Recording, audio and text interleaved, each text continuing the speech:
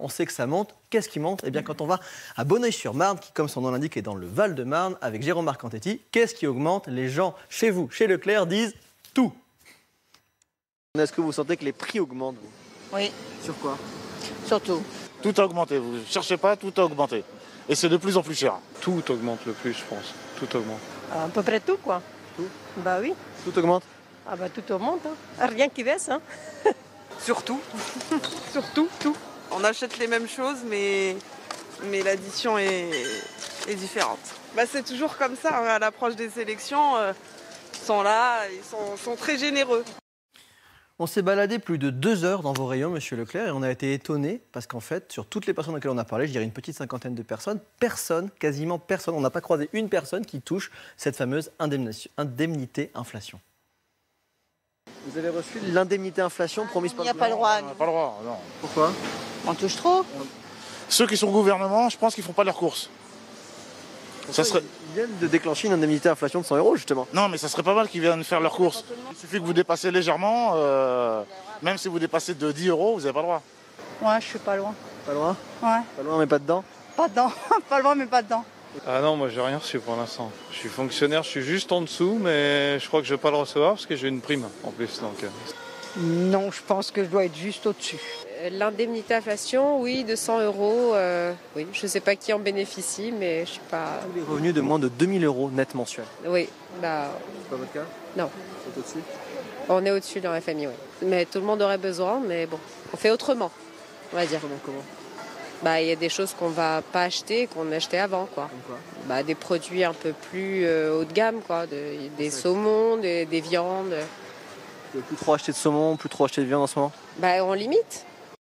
Deuxième chèque, le chèque énergie pour faire face à la hausse des prix de l'énergie. Un chèque, encore une fois, exceptionnel de 100 €. 6 millions de ménages modestes, cette fois-ci des ménages modestes, qui seraient versés par région. Même chose, progressivement dans toute la France. Ça a commencé hier. On est allé, Monsieur Leclerc, toujours à Bonneuil-sur-Marne, dans une station-service. Et là encore, on a été surpris du peu de personnes qui avaient directement reçu ce chèque. C'est vrai, on travaille pour LCI, on fait un sujet sur l'augmentation de l'essence. Ah oui, bah d'ailleurs c'est ce que je disais à mes enfants, on va venir là parce que c'est moins cher. Le patron de Leclerc vous regarde et il est ravi que vous disiez ça. Bah voilà.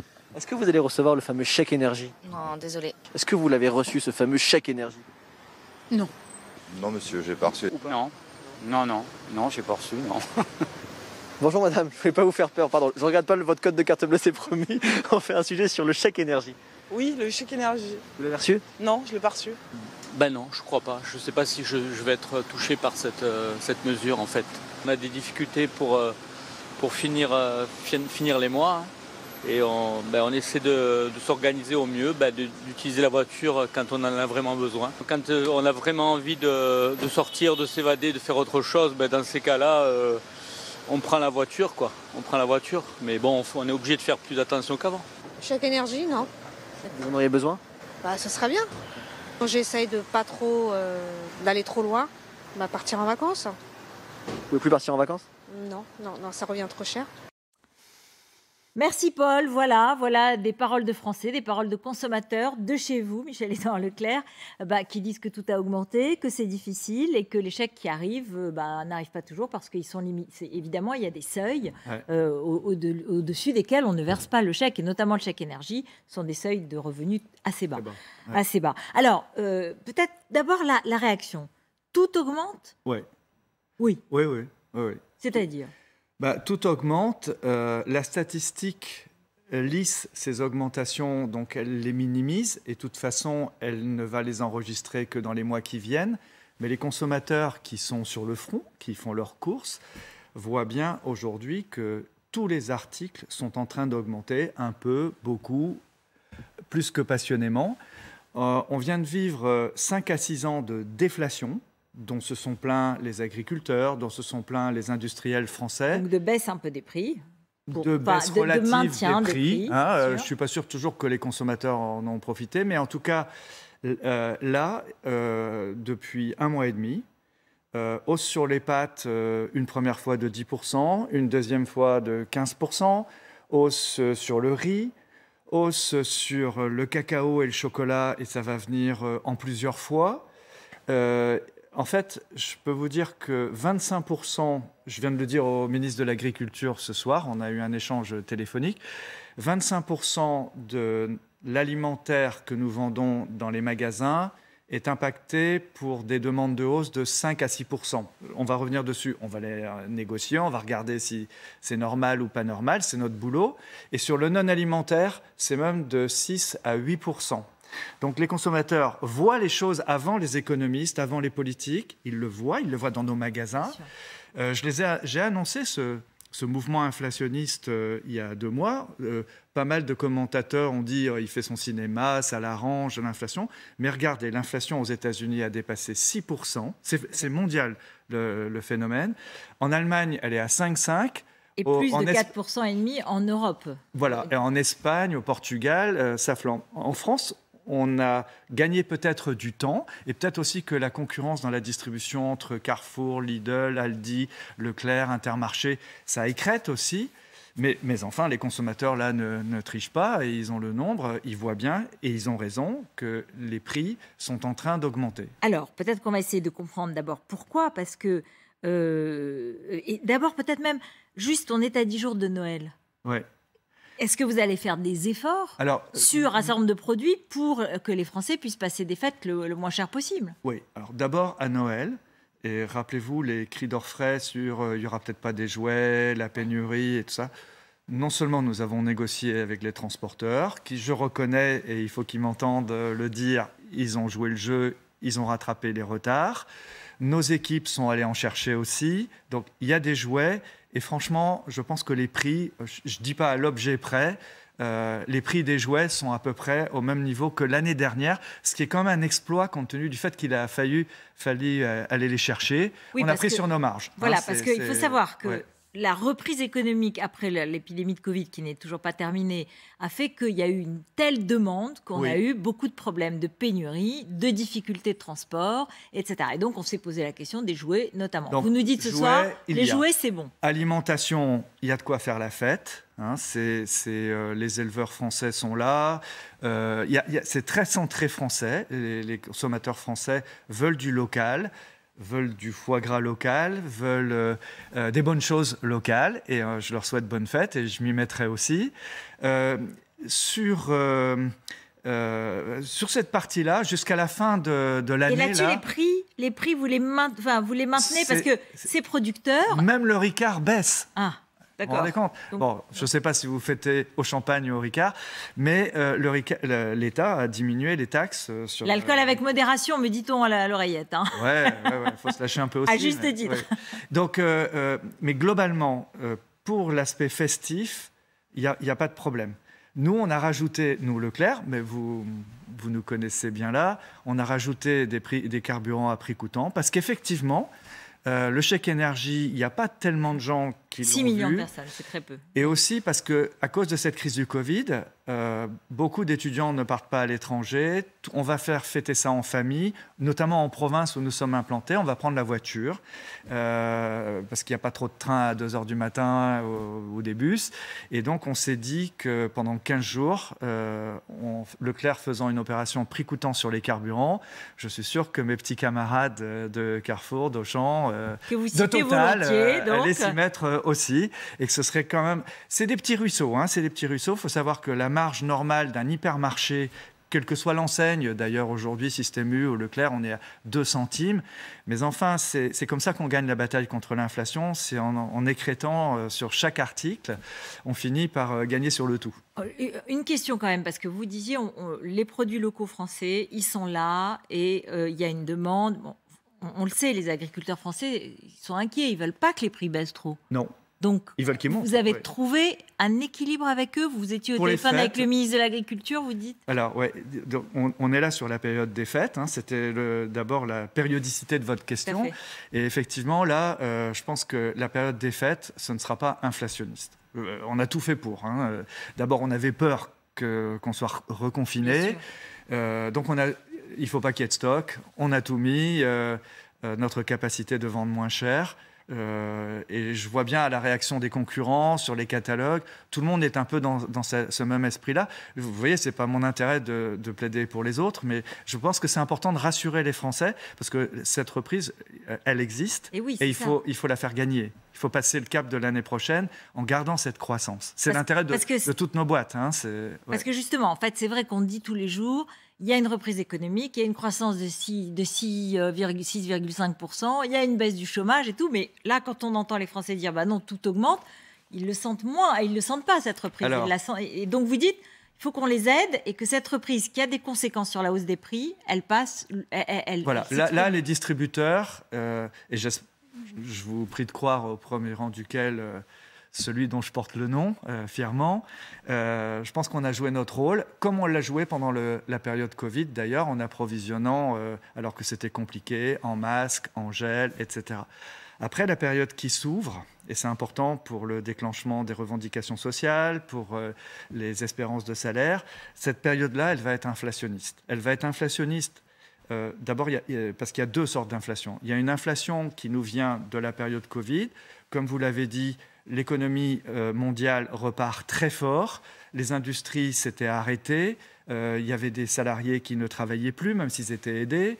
Et donc, la remise en marche de tout ça coûte des sous. Les conteneurs coûtent très cher, la demande est forte. Il y a une flambée énorme du marché de l'emballage, par exemple. Plus de 40% sur le carton et sur le papier, sur l'aluminium pour faire les dosettes et tout ça.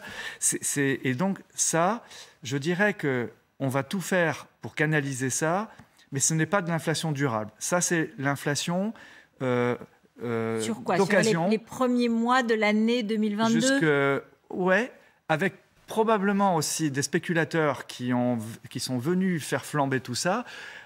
Sur le marché des matières premières, ce n'est pas des industriels précisément qui achètent plus, il y a aussi des fonds qui trouvent que c'est plus judicieux, ça ne gagne pas assez d'argent de placer l'argent en actions, etc. Donc ils vont les mettre sur les matières premières en essayant de faire bingo. Ça, c'est à nous, distributeurs, quand on va nous amener le prix des tablettes de chocolat ou les cafés avec l'aluminium, de regarder la transparence des factures et de corriger. Et on va le faire avec discernement, mais avec pugnacité, parce qu'il y a beaucoup d'effets d'aubaine quand il y a de l'inflation. Il y a des gens qui essayent de ramasser ça. Puis il y a aussi...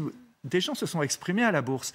Dans les comptes rendus financiers des grandes boîtes, j'ai cité Danone et j'ai cité Nestlé, parce que dans la réalité, ils ont promis à leurs actionnaires d'augmenter leurs marges.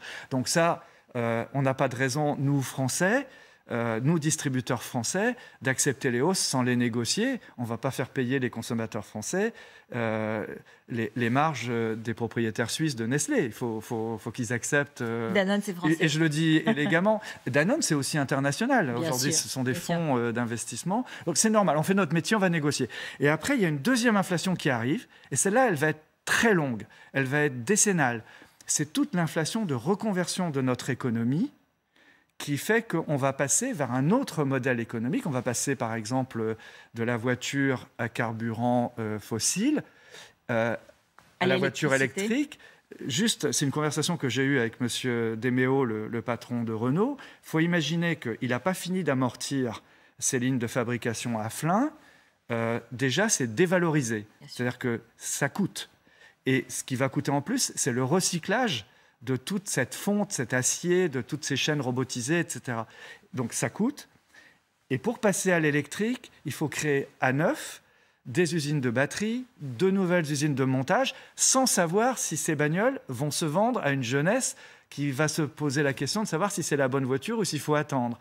Donc là, vous voyez bien, il y a un coût, plus un marché à amortir. C'est la transition écologique. C'est la transition écologique. D'ailleurs, pour vous, qui vendez du carburant, s'il y a beaucoup plus de voitures électriques... Eh ben, on va vendre de l'électricité. Vous allez vendre de Vous l'électricité. voyez, on n'a pas trop réussi jusqu'ici, et je le dis publiquement, parce que les erreurs sont intéressantes aussi. Je voulais y aller plus vite. On a équipé en bornes électriques les centres Leclerc pour pouvoir recevoir. On promeut d'ailleurs avec Renault la petite Zoé en location à 5 €, la petite Spring à 4 €. Les jeunes vont... Mais ça ne marche pas très bien. Enfin, c'est ce que vous dites. Ça va. Si. En location, ça D'accord. marche. Vous venez un week-end, vous voyez, ça évite d'acheter une voiture. Ça veut dire que ça va taper sur le marché de la voiture nouvelle aussi. Bien sûr. Donc ça, on l'a bien fait. Après, je pensais vraiment développer l'énergie verte. Et en fait, on s'est aperçu qu'il n'y a pas de règle du jeu. D'ailleurs, ça m'a étonné de voir Bruno Le Maire s'étonner lui-même devant ses collègues européens de ce que, produisant du nucléaire pas cher, on avait aligné l'électricité sur le prix du gaz, quoi. Hein, c'est tout le débat européen oui. dans lequel les Français souhaitent que le nucléaire soit pris évidemment en dehors des énergies fossiles et qu'il soit considéré comme une énergie propre et qu'il ne soit donc pas aligné sur le prix du gaz et pas aligné et donc là, il y a une inflation, vous voyez, qui va arriver, qui est une inflation de transformation. Ce qui va être nouveau va coûter plus, ça coûte plus cher de faire du bio, ça coûte plus cher de faire de la viande avec un bien-être animal plus contrôlé. Ça ne veut pas dire que c'est énorme, mais ce sont des petits coûts, mais qui s'additionnent et pour des budgets qui n'augmentent pas forcément. Alors, on va y revenir sur les salaires, évidemment, mais juste un mot sur les carburants, parce que vous avez eu un débat avec le gouvernement, justement, quand on a vu le prix de l'essence flamber, le prix du gaz aussi, et le prix du pétrole. Vous avez demandé au gouvernement la baisse des taxes de l'État, la baisse de la TVA, et bon, finalement, c'était niet. Ça a été le chèque énergie, puis le chèque inflation, en l'occurrence. En l'occurrence, pour compenser toute l'inflation qui vient, c'est peut-être pas idiot, et je m'autocritique, c'est peut-être pas idiot cette histoire de compensation par un chèque. Parce qu'au fond, M. Castex, qui a l'air comme ça un peu instituteur, qui donne des leçons, c'est assez malin l'idée d'ouvrir finalement un robinet, un guichet, on va dire, où on pourra compenser quelque chose qu'on ne maîtrise pas, parce qu'on ne sait pas quelle est la part d'inflation qui va arriver. Et puis surtout, le problème, c'est que la baisse de la TVA sur le prix de l'essence faisait qu'on rendait l'essence moins chère et que donc on n'allait pas dans le sens de la transition écologique. C'était ça qui était un des arguments. Alors là, j'ai une demande à faire. Tiens, je vais la faire sur ce plateau. La loi climat a été votée. Je pense qu'on en attend les décrets. Et dans cette loi climat, il me semble, mais nos juristes m'invitaient à une relecture, mais il me semble qu'on ne va plus avoir le droit de faire de la publicité pour les énergies fossiles. Ce que moi j'interprète, sauf à être démenti, qu'à partir de janvier ou du premier semestre de l'année prochaine, je n'aurai plus le droit, les Leclerc n'auraient plus le droit de proposer des opérations à prix coûtant sur les carburants. Or, autant je comprends qu'il faut freiner la consommation de l'énergie fossile, autant il n'y a pas d'alternative. Les voitures électriques ne sont pas là. Pas suffisantes en tout cas. Pas équivalent. Vous habitez Pau, vous habitez Landerneau, vous habitez Parthenay dans les Deux-Sèvres, vous n'avez pas le choix. Et donc, il y a l'aspect transport collectif, voiture individuelle. Mais donc, il faut que cette transition et que le prix de cette transition s'effectue avec le tempo du pouvoir d'achat. C'est quelque chose qui m'irrite profondément chez mes camarades écologistes. Ils disent tout le temps, il va falloir apprendre à payer plus cher. Les agriculteurs disent la même chose, il faut payer plus cher. Mais celui qui ne reçoit pas plus cher un salaire, une retraite ou autre, il ne peut pas entendre ça. Il peut pas entendre ça. Et donc, c'est pour ça que la redistribution va être... Il y a un gros toute travail la question de la crise des Gilets jaunes à l'époque et qui, effectivement, aujourd'hui, peut se reposer sous 1000 formes avec cette transition écologique. Voilà. Mais concrètement, vous, alors, comme chef d'entreprise, est-ce que vous... et on le voit bien dans les propositions des candidats, tout le monde propose, enfin beaucoup d'entre eux proposent l'augmentation des salaires, justement pour s'adapter à cette inflation. Oui, alors je suis pour, hein, mais d'abord, pour parachever l'analyse, d'abord il faut réhabiliter en France les politiques de concurrence. C'est très important. Il ne faut pas prendre pour acquis que tout va augmenter et que tout est justifié. Il y a des choses qui vont être justifiées, mais il va falloir faire le tri. Donc il faut que non seulement je puisse refaire mon métier, que les distributeurs, que les grands magasins, que Leroy Merlin, Boulanger, tous, on puisse négocier, demander la transparence des tarifs. Il faut qu'on puisse... Il n'y a pas de raison, par exemple, la France paye plus cher, les consommateurs français payent plus cher les produits de consommation courante que les Allemands, par exemple. Pourquoi? Alors que les fournisseurs sont internationaux. Donc il faut qu'on puisse faire agir des politiques de concurrence. C'est mon job, il faut être loyal, il faut respecter les règles, mais il faut réhabiliter les politiques de concurrence qui ont été mises sous le boisseau pendant cette période de déflation. Il y a des centrales d'achat dans la distribution, il y en a chez les industriels, il y a des grands acheteurs, et même les collectivités locales et l'État ont des centrales d'achat. Donc il faut faire ce job pour limiter l'inflation. Déjà la hausse des Déjà prix. l'inflation. Et après, effectivement, il faut penser à l'autre volet du pouvoir d'achat, qui sont les revenus des retraites, revenus des loyers, revenus salariaux. Et effectivement, outre les accords de branche aujourd'hui, je voyais la photo du patron de la CFDT tout à l'heure. Laurent Berger, qui sera l'invité demain de. Voilà. Donc je pense qu'à travers les accords de branche, il faut branche par branche qu'on améliore les dispositifs salariaux. Déjà, Madame Borne ciblait très clairement une quarantaine de professions qui sont en dessous du SMIC et très largement en dessous des minima sociaux. Et là, il faut évidemment que dans ces branches-là, on se mette au diapason de l'inflation qui vient et de la nécessité du pouvoir d'achat. Pour vous, dans votre entreprise et pour vos salariés, alors c'est un système qui n'est pas totalement direct puisque c'est une coopérative et donc vous n'avez pas des salariés directement, vous en avez une partie. Les centres Leclerc, c'est comme Intermarché, au Système U, ou même dans le non-alimentaire comme Intersport. Nous sommes des groupements de commerçants indépendants. Ce sont des entreprises familiales la plupart du temps. Elles sont autonomes sur le plan social, sur le plan financier, et elles se regroupent pour acheter ensemble, pour faire de la publicité. Et donc, il n'y a pas une politique uniforme, sauf dans le cadre des centres Leclerc, où mes parents, mon père était très engagé dans la tendance qu'on appelait gaulliste de gauche, qui après c'était Seguin et tout ça. Donc il est militant de la participation et de l'intéressement. Et il a fait inscrire dans le droit d'exploiter l'enseigne Leclerc l'obligation par ceux qui ont des magasins de reverser 25% des profits sous forme de participation, d'intéressement aux salariés. Donc c'est toujours le cas aujourd'hui. Donc dans les centres Leclerc, on a le troisième, parce que c'est une convention de la grande distribution qui est en avance sur d'autres secteurs, on a le 13e mois. Je ne sais pas si, par exemple, chez les journalistes ou dans les professions de multimédia, on a ce 13e mois. Nous avons le 13e mois. Mais en plus, donc, ça peut faire 14, 15 mois. Je connais des centres Leclerc dans l'ouest de la France qui ont jusqu'à 16 mois. Donc, c'est une manière... Grâce à la participation. Grâce à la participation et à l'intéressement. Ce qui assure une cohésion sociale, ce qui assure aussi la longévité de nos contrats d'emploi. Nous avons... essentiellement des CDI, 87%, je crois, des salariés dans les centres Leclerc sont en CDI.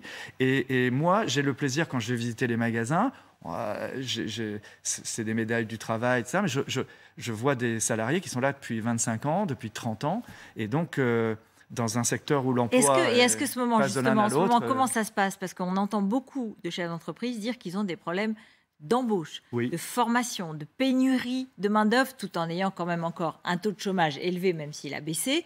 Donc pour vous, c'est comment? Alors, nous, on va recruter à peu près 3000 emplois nets cette année. On n'a pas trop de difficultés de recrutement, probablement parce que ça ne paye pas trop mal, parce que aussi, il y a des concurrents qui vont plus mal, et donc il faut relativiser ce que je viens de dire. Et c'est quand on est dans une boîte qui va moins bien, on n'a pas trop le choix non plus.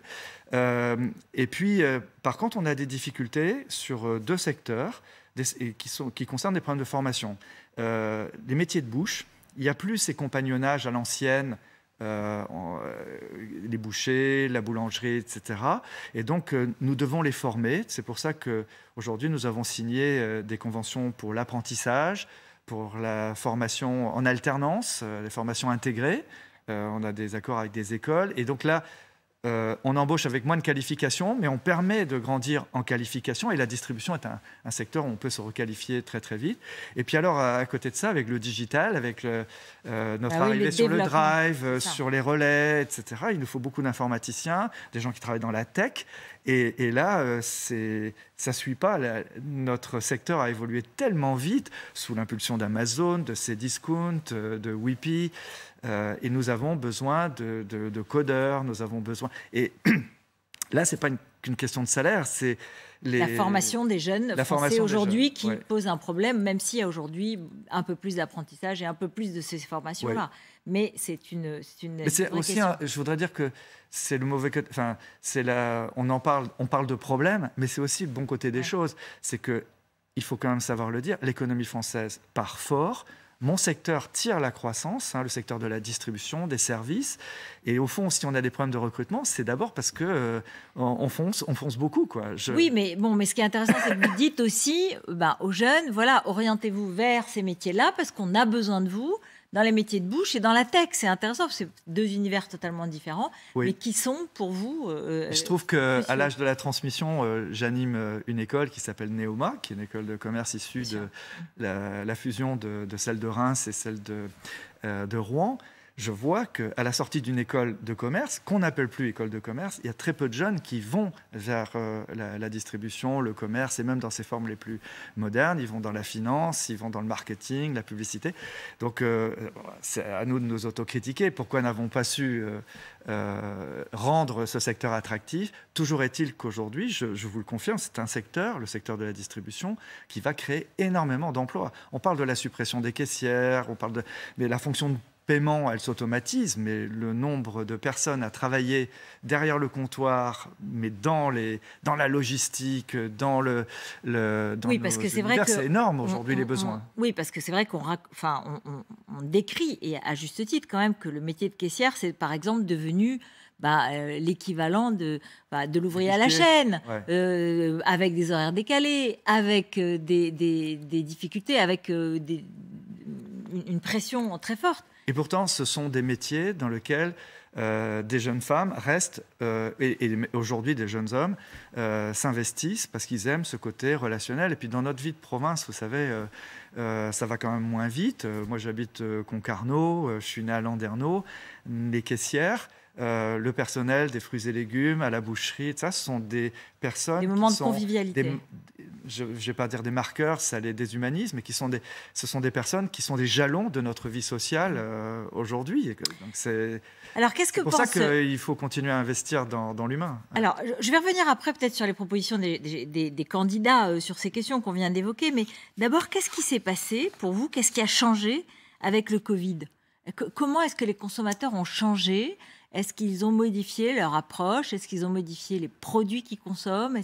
Et comment vous êtes adapté? Alors, dans la période du Covid, on a vraiment fait n'importe quoi. Pendant le confinement, on a commencé, tout le monde a dit, on a les enfants à la maison, on va faire de la cuisine, tu parles.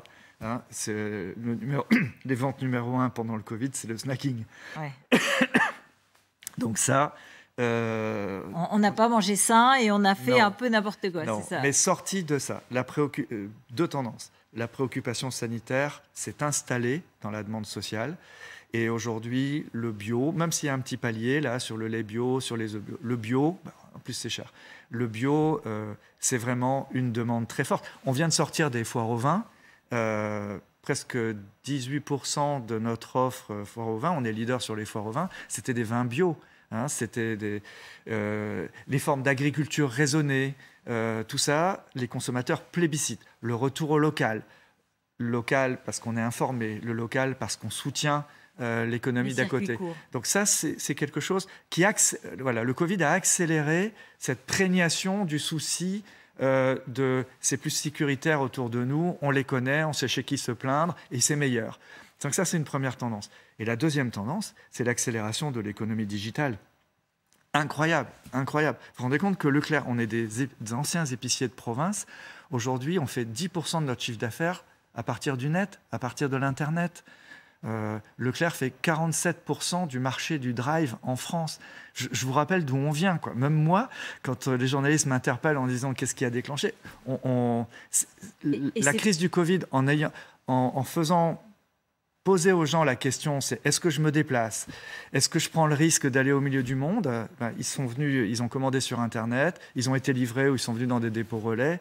C'est une croissance de plus de 30% de ce secteur-là. Et donc, adaptation nécessaire de votre part, rapide, qui doit être rapide et qui est une tendance longue. C'est une tendance longue, lourde, qui fait qu'on va devenir... Attendez, l'un ne va pas chasser l'autre. On va redevenir multicanal, omnicanal. C'est-à-dire que Peut-être que pour l'apéro, on fera appel à ce qu'on appelle le quick commerce. On va appeler le Deliveroo, le Flink, c'est des marques nouvelles qui émergent en France. Et là, vous êtes livré en un quart d'heure, en une demi-heure. On reverra après les conditions sociales de travail de ceux qui font ça. Il y a une décision européenne sur qui est très importante et souhaitable. l'ubérisation de ces travailleurs. Hein. Voilà. Je trouve juste qu'aujourd'hui, la préoccupation sociale reprenne le relais de la simple préoccupation sanitaire ou de service, donc c'est bien. Sur le plan... par contre, oui, je pense qu'on aura envie de sortir quand même pour aller dans les grands magasins à Noël, pour aller dans les hypermarchés. Ce sont des lieux de sociabilité, ce sont des showrooms. Et puis après tout, vous savez, un hypermarché, c'est quand même mieux qu'un écran, quoi. C'est du 3D avec des personnes dedans, quoi. On peut toucher quand même. Oui. Mais est-ce que c'est sécurisé? Est-ce qu'on est en sécurité avec le Covid? Est-ce que je sais pas, vos salariés sont vaccinés? Est-ce qu'il n'y a pas de demande de passe sanitaire à l'entrée d'un supermarché? Donc ça, c'est arrivé plusieurs fois. Hein. Dès qu'on passe un certain nombre de jauges ou de... je ne sais plus comment on appelle le seuil. Quand il y a un seuil, voilà, un nombre de mètres carrés, on doit demander le passe sanitaire. Et en fait, nous n'avons pas eu de cluster, c'est-à-dire d'endroits dans la distribution avec beaucoup j'allais dire covidés, de personnes atteintes de la Covid. Si je vois par rapport à l'industrie, par rapport aux salles des fêtes, la distribution, quelles que soient les enseignes. Alors, il y en a eu en Alsace à la première vague et on avait tous paniqué là-dessus. Moi, j'avais beaucoup stressé, je me rappelle, avec la cellule de crise des centres Leclerc. Mais je trouve que c'est bien géré. Là aussi, ça m'a pas mal épaté de voir des commerçants indépendants qui sont un peu comme mes Bretons, mes Vendéens, les Normands restent à Paris, nous on est chez nous. En fait, on s'est policé, l'ensemble de la distribution s'est policé. Et je vous rappelle que notre profession a édicté son cahier des charges sécuritaire en une semaine, agréé par les pouvoirs publics. Ça a été très rapide, alors que les musées... je me souviens que vous nous aviez raconté la relation avec le ministre de l'économie, la fluidité des relations à certains moments pour justement mettre en place un certain nombre de règles de sécurité